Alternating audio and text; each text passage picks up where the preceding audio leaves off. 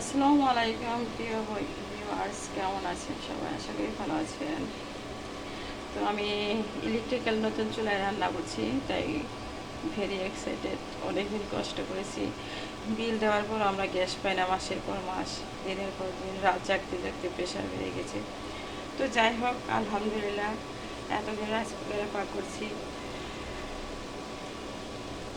খেতে তো হবে, বাচ্চার জন্য খেতে হবে, তাই আবার নতুন করে কারেন্টের চুলা কিনে নিয়েছি।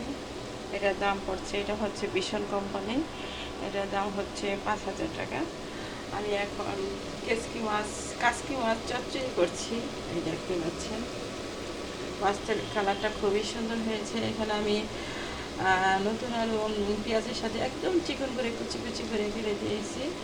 আর হচ্ছে টমেটো দিয়েছি, পেঁয়াজের করে দিয়েছি, ধনিয়া পাতা দিয়েছি, কাঁচামরিচ দিয়েছি। এই তো হয়ে গেছে। নতুন তো দ্রুত রান্না হয়ে যায়। তো যখন হয়ে আসে আপনারা এই পয়েন্টটা কমাই দিবেন।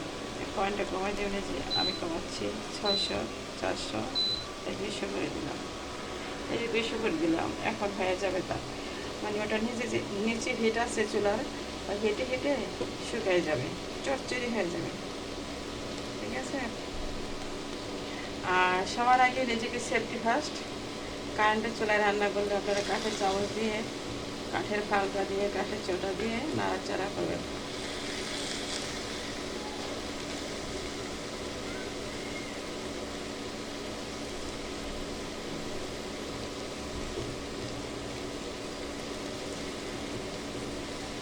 এভাবে দিলে হয় কি, ভিতরে পানিটা, ঝোলটা শুকিয়ে যায়, পোড়া পোড়া একটা ফ্লেভার বের হয়, খেতে ভালো লাগে।